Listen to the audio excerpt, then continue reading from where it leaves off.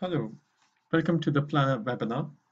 My name is Abbas Husaini. I work as a business consultant for Agilyx UK, and today we'll be discussing the Planner features and benefits. Let's look at the contents of the webinar. So we're talking about what is Planner, talking about its setup, just a bit about, obviously there's a lot of detail that we obviously can't go into in this webinar, but I'll be just going through a brief overview of the setup, the features of Planner, and the benefits that you can have for your organization, and a bit about Planner implementation. How what should you know as your requirements if you are thinking of implementing Planner? What are the decisions as an organization that you need to make, and what are the other considerations for implementing Planner, and then a conclusion. So what is Planner? Planner is it's Business World's budgeting tool. It's called Planner. Um, as you can see from the picture, it's a big box of tools for in the business world for budgeting. You can keep it as simple as you want, or you can make it as complex, because it does give you all the functionality that you can have for your budgeting needs in a financial system. You can see that there's a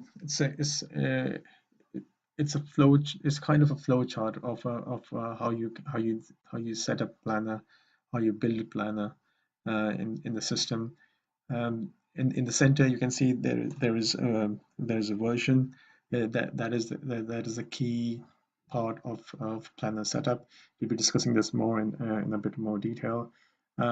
But for number one, periods. If you are using Business World, you will definitely have periods, accounting periods, or payroll periods, or other kinds of periods, and we can use that to build time frames, which is number two, and then period links that help us to compare versions or budgets with each other, comparison codes, and then transaction entry setup.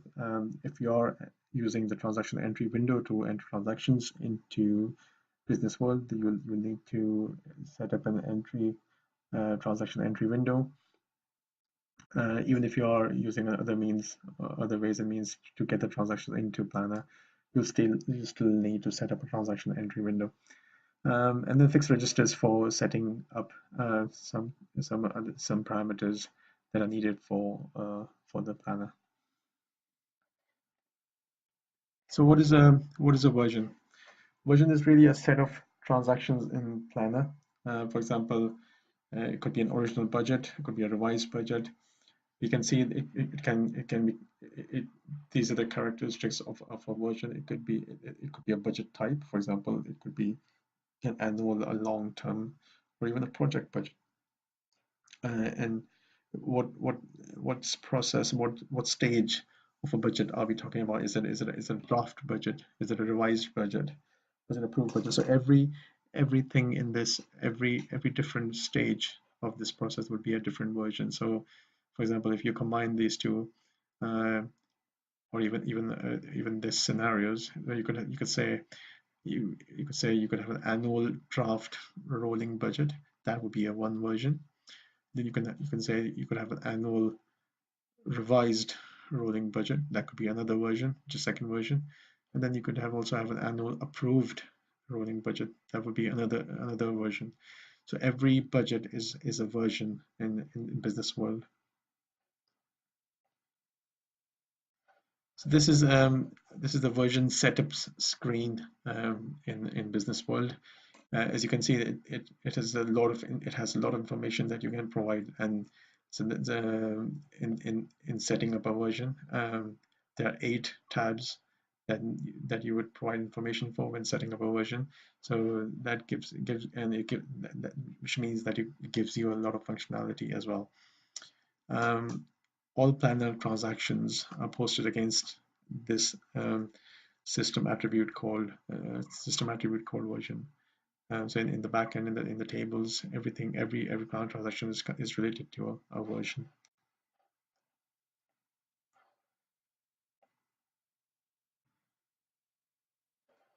So we saw that the planner we saw that we need a version, and then we also need to create periods. Periods already exist. Normally they usually exist already in business world if you are using business world. um, and then we need to create time frame. So this is a time frame setup window.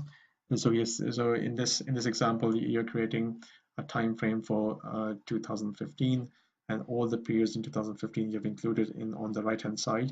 So that is these are the periods in the time frame that you're including. So if you use this time frame in your version, that means you're using the 2015 periods in your budget. So this would be an annual budget.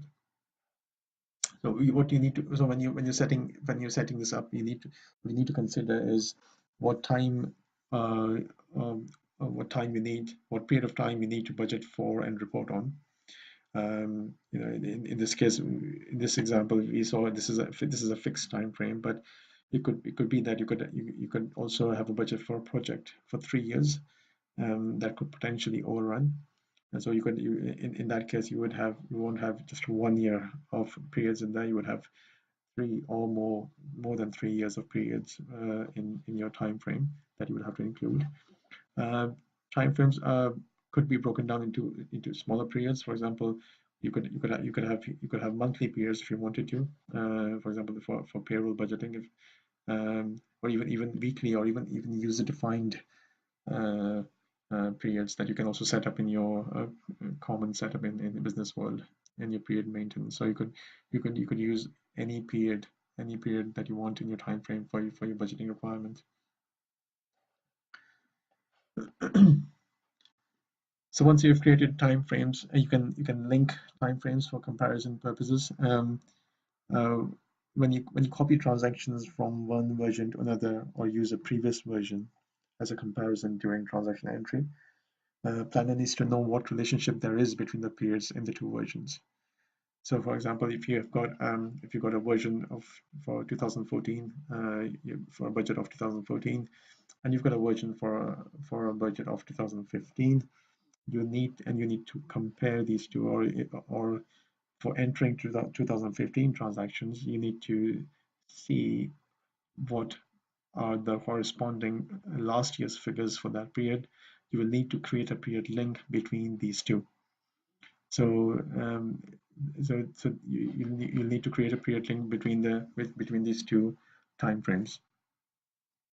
Also, if you need to compare the same period, for example, as you can see here, if you have a draft version for 2015 and a revised version for 2015, and you need to compare these figures for your transaction entry, you could also you could connect all the periods to each other. For example, if you have a 5 year accounting periods already in the system, you could just link all the periods to each other, and then just use that period link, because that period link will be valid for each subsequent year, because it will be linking each year to each other. So 2015 will be linked to 2015, 2016 will be linked to 2016, 2017, and to 2017, and so on and so forth. So you could just define it at one time in the beginning, and just use that period link for subsequent years budgeting if you wanted to.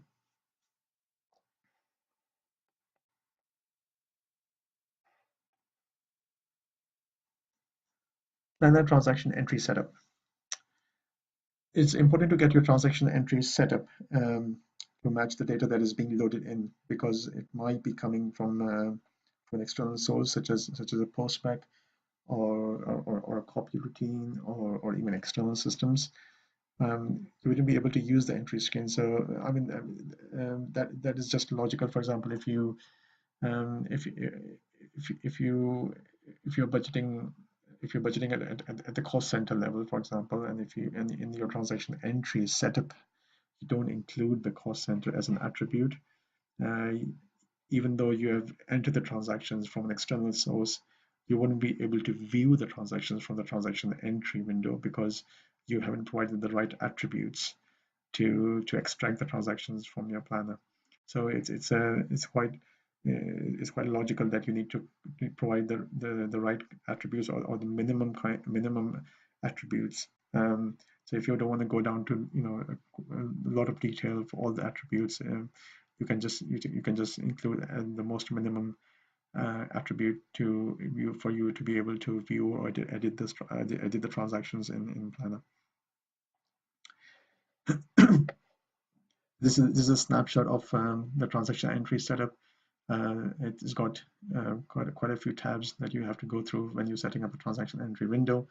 The attributes that you define here will let you manipulate them in the second, which is the transaction columns, and there you can define other features of the columns, or how you want them. Do you want them hidden? Do you want them locked? So this is how you control. This is what you define here will then appear in your transaction columns, and how you want the data to be displayed in those columns. You can set it up here.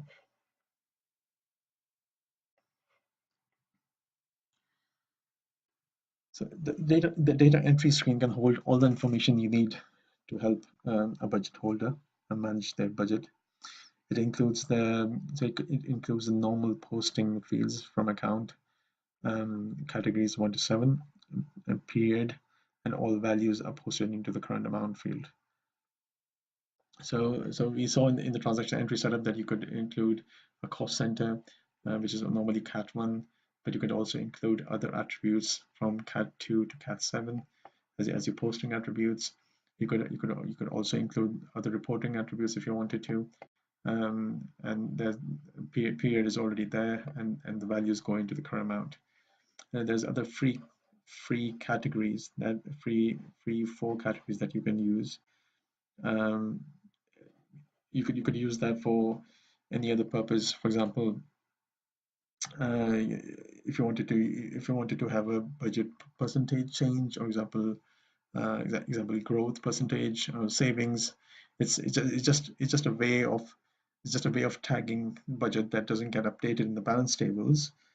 So you wouldn't see it in the planner transactions, but this will help you to enter transactions and make your transaction entry more convenient and more user friendly. So you could include other values here if you wanted to.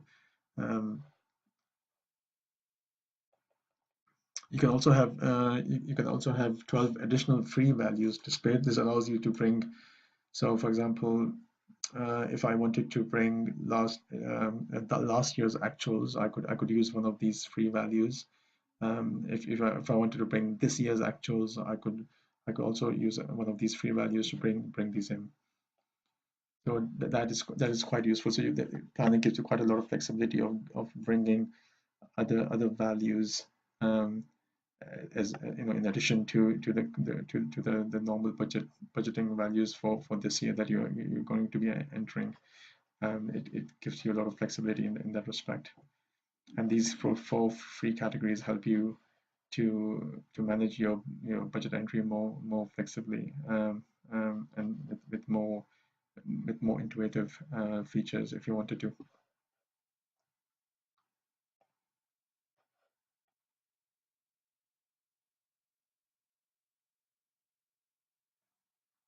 So you can see this is an example of how we using those free values that we saw earlier. This is a cost center. We have, for free value 1, we have brought the last year budget. For free value 2, we have got a percentage change. For free value 3, it's a calculated value from these two fields. Then when we have an inflation percentage, which is the free value 4, and then everything, all of that goes into current amount, which is again a calculation. So you can see that we have used free values for a more intuitive, more user-friendly, more convenient way of entering budget for the current year.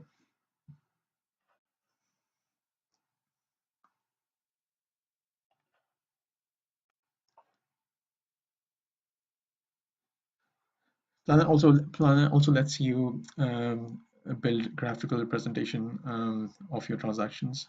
So, for example, if you this is the transaction entry setup for your transaction entry window. You can actually define the type of chart that you want. So when you're entering transactions, it will show you a graphical view of your budget. And then this is if you want that presentation, you need to set it up in transaction entry setup window.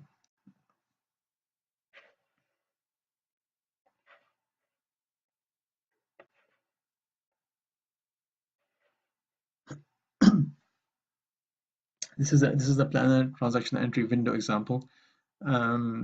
So here we are entering a budget, which is a revised budget, but we have also brought in last year budgets, last year actuals, the initial draft budget, and obviously our current revised budget.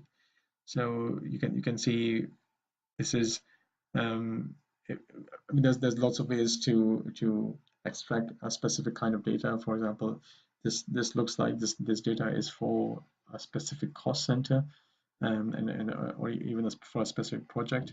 So if you wanted to see budget for that project, you would specify that in the transaction entry window criteria, and that's how you can edit and view the budget for that project. And this is how the transaction entry window looks like. And this is the web-based system, and as you know, business world is moving towards being more of a web-based system. And it is best practice to use the web screen for any future implementation.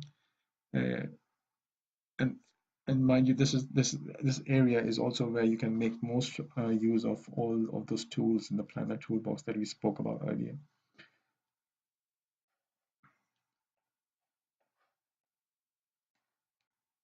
These are three ways of entering transactions into Planner. Obviously you could have an external interface as well, but at the moment you could have an XML interface to get your transactions in. You could have a Postback, and you could have a transaction entry window.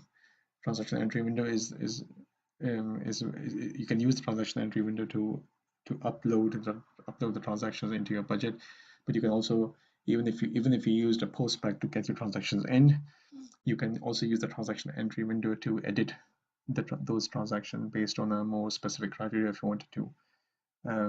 But initially, you could also use the transaction entry window to upload the budget if you wanted to.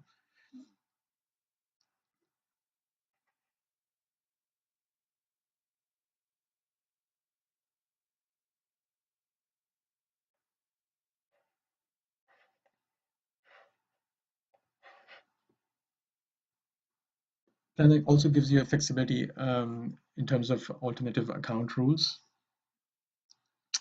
It is likely that you do not want to budget on every category configured in your chart of accounts. So for example, if your chart of accounts goes to your cost center project, work order, you probably might just need to, you probably just might need to budget on your cost center.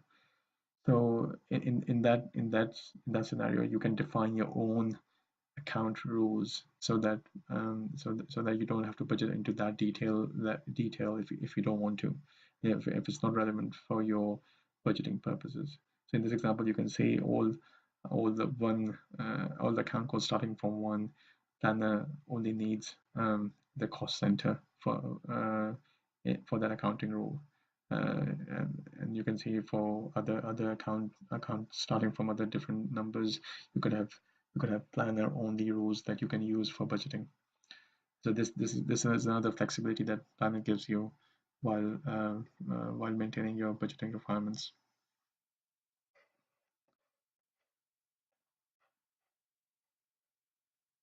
So you can planner also in planner you can also use workflow as well, which is a great benefit. If you want your budgets to be approved and audited, you could use workflow in planner. So this is a simple workflow planner workflow example for a project budget.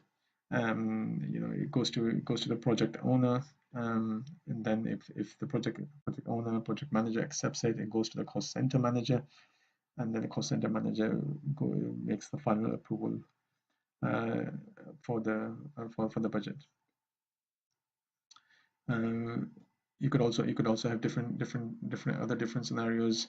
You could have other uh, the final approval could go to a financial director, for example, or even higher in the organization for approving all the budgets when they're approved at a more lower level, and then it could come to a more higher level to be approved.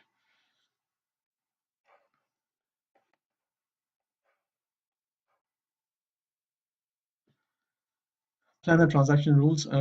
What are they? Again, this is one of the tools in Planner where it helps you. As I said earlier, there are other tools and other ways, but this is one of them where it helps to make the transaction entry screen more user friendly. So in this will help you autocomplete on the transaction entry screen. For example, if you have in this example, if you're the transaction posting type of value T2, and then just it will auto populate the account as 5 to 100, and the price type will be auto populated as time cost. So this is for like a project hourly cost budget.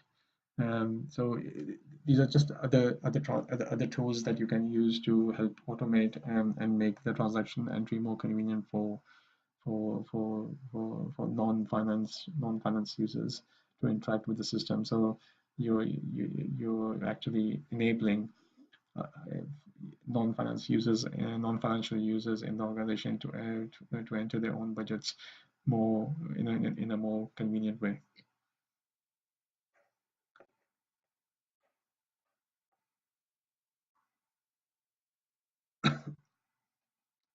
Again, one more tool, which is Planner Autoposting. These are additional automatic transactions that are created on some criteria. Below is an example where 10% of staff salaries is going to a social security account. So you're not actually entering any social security figures. It's automatically auto posting it based on the staff salaries account figure that you enter. So on £120,000, £12,000 have already gone to a social security account. So this is another auto posting. It's another feature or another tool that you could use to make your life more easier when entering transactions.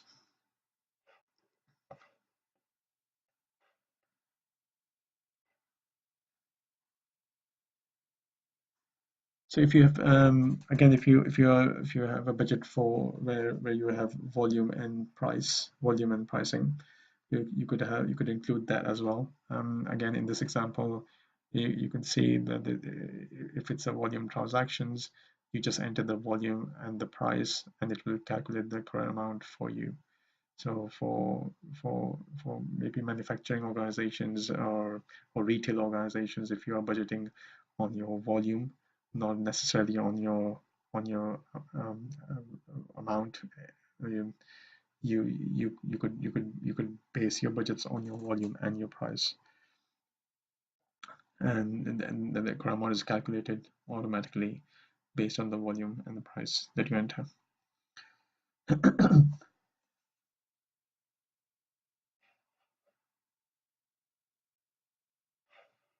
Again, in this below example, um, you could have a price type. So you predefine your prices in the system, and you just select a price type. So in this example, you just need to enter your volume, and instead of a price, you enter a price type, which is predefined, and that will auto populate your price, and that will calculate your budget based on that on those figures. So this is about reporting in Planner. Um, it's all based on balance tables. Um, when you setting up the version on this tab, which is the balance table update, you take this checkbox, which is update automatically, but it does not necessarily update in a timely manner. So you may need to run it manually or schedule or put it on schedule according to your requirements, for example, at month end, etc. So this is all the planned transactions go into a balance table, and that is how you set it up in the version itself to update it automatically.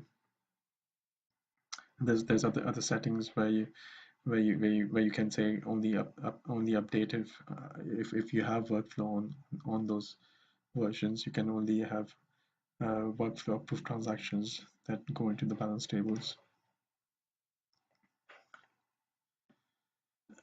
So planner reporting, there's a few ways that you can report on planner transactions. Once they are in the balance, once the transactions are in the balance table, you could develop a browser in the system, and run a browser inquiry to display all of those figures. Here you can see we've included all the necessary cat posting values that are required for reporting or even exist in the planner transactions, and we have here an actual column and a budget column and a forecast column.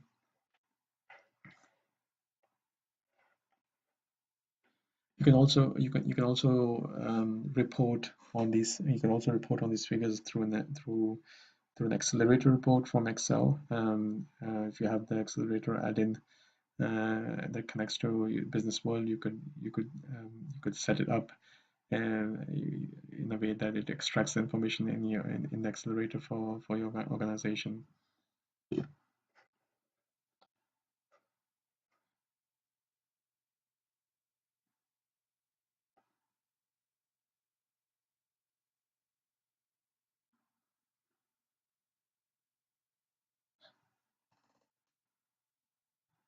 This is again a way of this is a postback entry, where you can also use it as a for twofold purpose. For example, you could extract information out from this postback, but you can also post it back while editing or changing the data. So, for example, in this example, the data that is highlighted in blue is the extracted information, but the rows down below, which are in yellow, are any changes that you want to upload and post back into the planner transaction. So you could use a postback for inquiring on planner transactions and also updating them if required.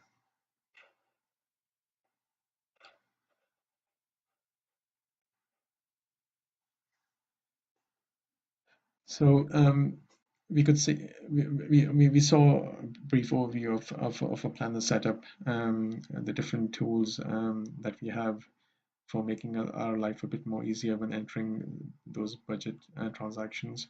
I think we saw that it makes a lot easier for non-financial users to enter budgets. For example, you could send out you could give responsibility to your cost center managers or project managers to enter their own budgets in business world, and that could be workflowed to a senior manager or a departmental manager to approve.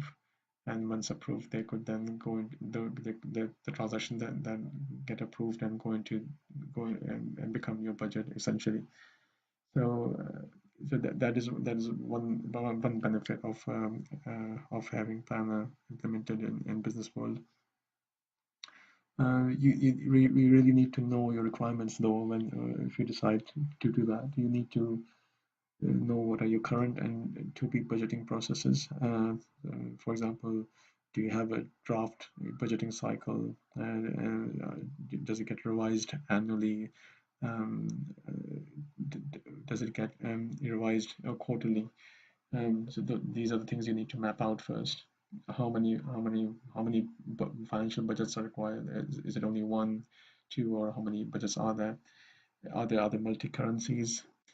Um, which application do you want to prepare your budget in? Are you using Excel to prepare your budgets? What are your budget terms?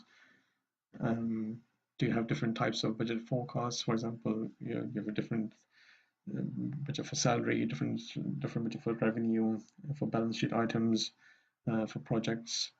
You need to have different types, and you need to list all the different types that you want. Do you have different levels of detail? Do you have different time frames? For example, you'll have different time frame for a project, which might span for more than a year. Different time frame for a payroll. A different time frame for a salary or a revenue.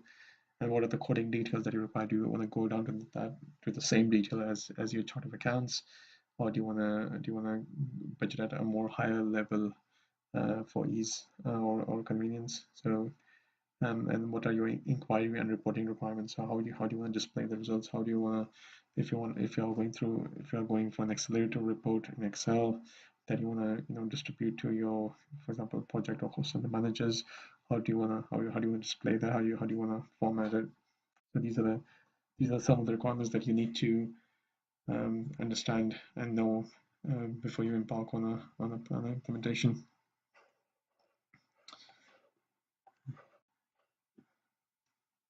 And these are some of the key decisions that you need to make. So how many budget and forecast versions do you require? Do you require a draft version, an approved version, and a revised version? You need to be clear on how many budget versions do you require for your organization. Who will be entering the budget? Is it just central finance, or are you going to be, are end users going to be involved in as I said previously, you could distribute the responsibility to different non-financial users as per the hierarchy to enter their own budgets if you wanted to.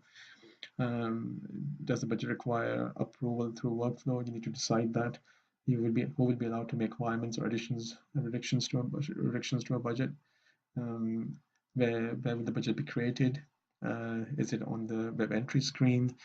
Are you going to use Excel and then maybe transfer it in a Postback and then upload the transactions?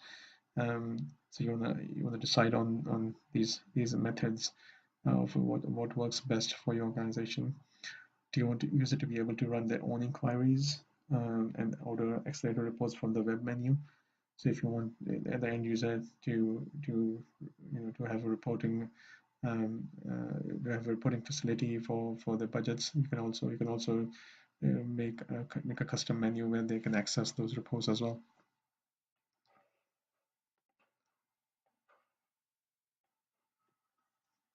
And then you have some implementation considerations. Every organization already has a budgeting. I mean, if you're not using Planner, you must be using something else. I mean, even as basic as Excel for your budgets. Um, what we would suggest is, from the implementation perspective, that you initially you implement a more simplistic budget. So, for example, you might not go for a workflow route initially once you implementing Planner, but you gradually implement workflow after you know after you know how the system works and the changes which is adapted and acquired by your end users and non-financial users. After that, you can try to make more changes and add more functionality to the Planner features and setup. Data migration considerations. What kind of data you want to bring in from historical transactions. What type of data cleansing you need for your existing transactions, and what is the impact on reporting. Are there any balance tables that would be impacted? For example, new balance tables for commitments and or month end reporting. So if you're already using if you're already using balance tables for month-end reporting, those will need to change, obviously, because you need to, if you need to bring in your budget figures, you will need to change those balance tables, or you will need to use your new balance tables for your month-end reporting. So you need to understand what impact it will have for your month-end reporting changes as well.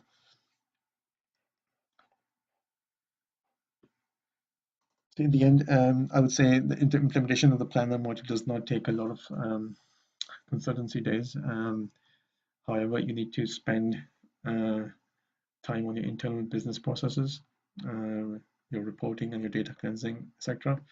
So if you know your requirements well, and you know what you want, and if you made a decision, and anyway, I mean, when we come to implement and have a workshop with you regarding planner, we will help you decide, and we'll guide you to know what is the best requirements based on your organization setup. And we'll help you to make key decisions of whether which setup will work for you initially, and then you can build onto that. So, but you need to spend time internally as well on getting those things right.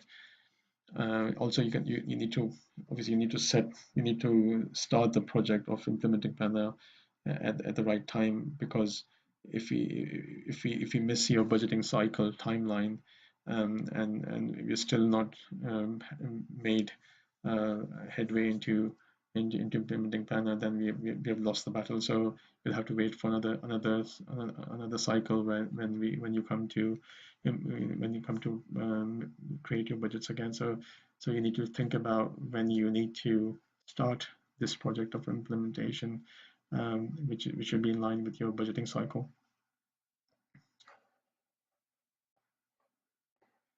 So this brings us to an end for the webinar.